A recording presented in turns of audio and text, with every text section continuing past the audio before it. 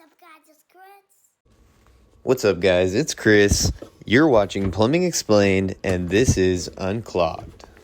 In this series, I will be sharing tips and tricks that I've learned along the way throughout my career that have helped make me so successful at cleaning and unclogging drains.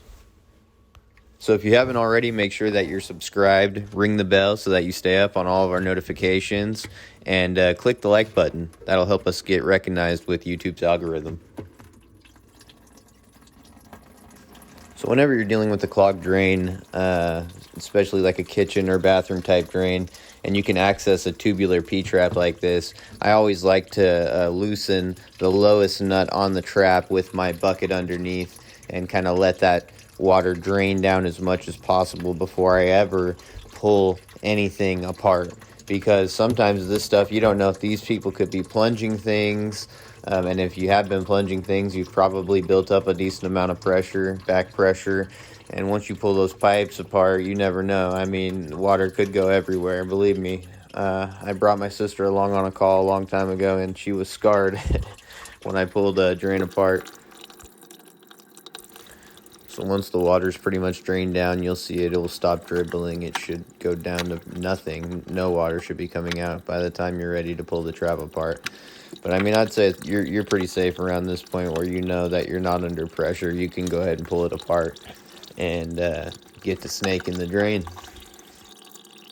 So this is Southern California, a little beach city called Dana Point, and it's kind of known for having really rough plumbing. Like they've got a lot of different types of issues here, from the older homes with all the galvanized and cast iron to the even their newer homes that have cast iron, because in California I think cast iron is code for any condos or apartment buildings.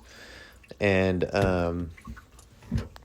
yeah, it's just rough. You'll see all kinds of crazy stuff. Like here you've got these two ABS stub outs coming out of the wall. Beautifully done, by the way, as you can see the spray foam there. But they drop into a cast iron drain line that has just been corroded down to, almost nothing. It's really hard to even get the Spartan quarter-inch cable to drop for this call here. And it was difficult to get the 5/16 cable that I use. For my Spartan 81, I use two different drums. I use a quarter-inch drum, which I'm going to be hitting the drain with first, and then I use a 5/16 drum with a 5/16 inner core Spartan cable. Now, I'm a huge Spartan fan. I mean, as you'll see in many of my videos, I'm using the Spartan 100. That was my go-to machine. I love that machine. Unfortunately, it was stolen. And, while I was fighting cancer, all I could care about was living. So now that I'm getting back to work, I was able to pick up a little used Model 81. I had an electrician that gave me his Hydrostar. I threw a Spartan cable in that. I'm working my way up. I bought a flex shaft, a K9 204 flex shaft that I absolutely love. And I just ordered another flex shaft that'll be here soon, and you'll be seeing videos of that. But out of all those machines, I really love this Model 81 because of its versatility. And you'll hear me say that a lot in these videos. Like, this quarter-inch cable is great for tubs, showers, bathroom sinks, and, really tight drain lines like this one here. It's got that real long push head on it. And what I like to do when I'm fighting a drain like this where there's stub outs and I know there's a T or a Y in the wall, I like to usually put a little bit of a bend on the tip there, and that'll help me get down the drain line. Or sometimes you have to run it in reverse. That'll also help you get down. I would probably try reverse before putting the bend, but the bend doesn't really hurt, and the bend, in my opinion, will really help you get that drain clean in a way that you wouldn't be able to clean it without. So I'm having trouble here with the quarter-inch cable landing. I'm trying to land right there in between those two spray foams, if you can see it towards the top left of the screen. And I didn't put a bend in this cable, So it's probably just hitting the stoppage and shooting right over to the other side. I can hear it in the other P-trap. A couple of times I think I may have went up the vent, and it was a little bit tough to pull back here a couple different times, which is where the uglies really come in handy. If you don't use ugly gloves when snaking drains, I mean, I don't know why you wouldn't. The leather gloves are okay, but the problem is that when they get wet, they're nasty, and they don't seem to fit right again. I just definitely recommend ugly gloves if you're snaking drains, and that's what you plan on doing a lot of. Make sure you got you some ugly gloves. And even if you don't plan on doing a lot of snaking drains, even if that's just something you do every now and then, if you want to be efficient at snaking drains, you're going to want to have some ugly gloves. That's the best way to handle the cable. So I'm pulling back here with the 1/4 inch. I'm going to give it one more shot with the 1/4 inch before I switch to the 5/16 drum. And here we go. I'm able to get it to land, finally. I think what I did was I put a bunch of pressure downward on the cable, like towards the bottom of the drain, which made it kind of shoot upward. I think it made it hit whatever it was hitting. I think it made it help it drop by putting a lot of pressure downward. You can see I feed a bunch of cable down once I felt it drop. And I continue to engage the clog every time. You can see it. Every time I hit the clog, the cable kind of bends back towards me. And I keep feeding. At this point, I mean, we're only in a little tiny condo. So at this point, you know, we should really be already out there. And I think I'm running water now to see, make sure it's dropping. It looks like it's dropping. Okay, we got it. And I'm going to continue running, which is what you always want to do. You got water running behind your cable, right? Which is helping you wash the food out. But the problem here is, and the mistake that I made, is I'm using the 1/4 inch cable. It's just not enough. It's not rigid enough. It doesn't have enough bite to it to really clean the line. So I poked a hole in this little clog, this food clog. And when I pulled back, maybe I knocked some debris loose or something like that. And the water that I'm running reclogged the drain.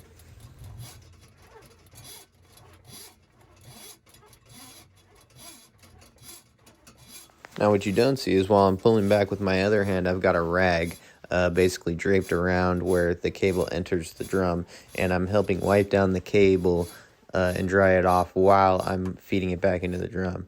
And the reason I do that is because, number one, you don't want to put like a sloppy wet cable back in your drum. It'll rust. It'll cause you all kinds of problems. Even the Spartan cables that are treated with zinc, they'll rust the inside of the drum. It's not good. So definitely try and be as clean as you can be with your cables. Believe me, it makes a huge difference. I've not done it, and I've done it. And doing it, being diligent and clean with your cables is the way to go. So I already know that I'm going to be the last plumber that my customers ever call. I already know that they're going to refer me to all their friends and family and coworkers.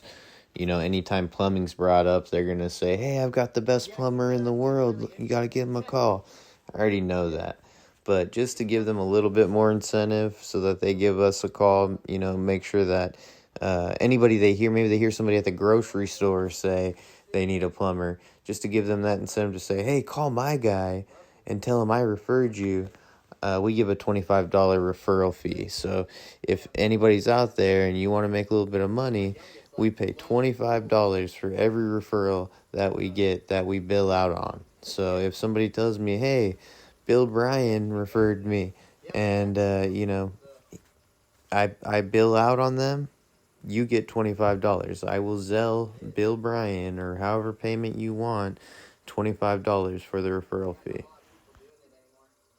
So I put the trap back together. I'm running water now, and unfortunately I hear it clog back up. And now it's time to go with the 5/16 cable with the C cutter. Put a little bit of bend on the tip here, just behind that fat end there, because I know that bend will help me drop down this between those two little spray foams.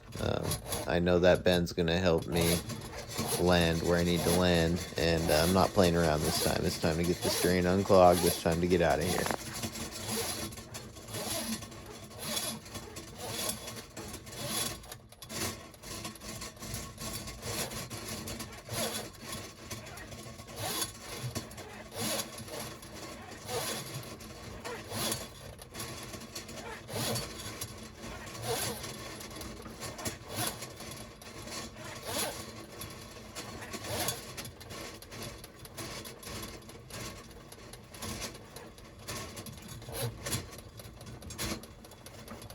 One thing I'm always really leery about in these beach cities, where I know that the sewer lines are shared, is making sure that the downstairs neighbor is aware that I'm snaking a drain.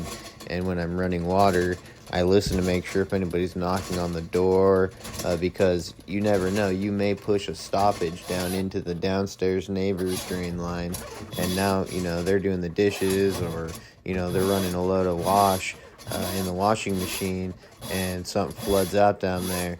I've had this happen numerous times, and it can be a tricky situation because, who do you bill for their problem, So definitely make sure that you're aware of what's going on, what neighborhood you're working in. Do they have shared sewer lines? I know that should never happen, but believe me, it has happened many times.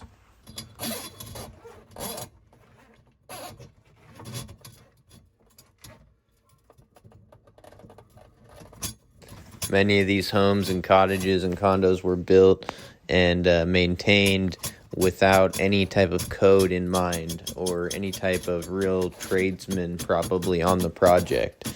A lot of these places were apartment buildings that were bought and remodeled on the cheap and on the quick. And, they're great, awesome little homes real close to the beach. I love them. And the neighborhoods are it's such a fun area. You really can't beat the area. But, you got to deal with the rough plumbing.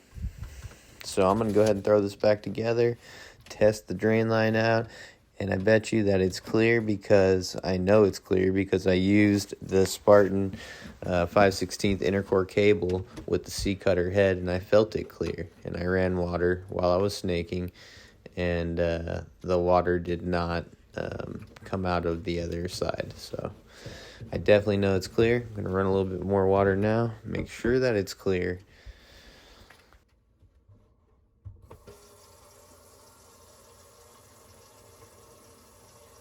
So once you've snaked enough drains, you can tell just by the sound of the water running down the drain line whether or not it's clear or not.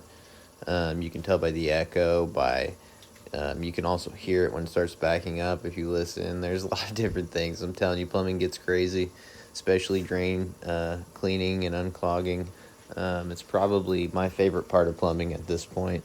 At one point, I thought it was beneath me for whatever reason. I thought I was some type of, high-end repair guy or something like that. I don't even know, but drain work is where it's at, guys. Very little parts, very little possibilities for real serious problems, and a lot of money, a lot of labor. If you've got the good equipment, it's super easy. You won't get called back, especially if you're using Spartan equipment.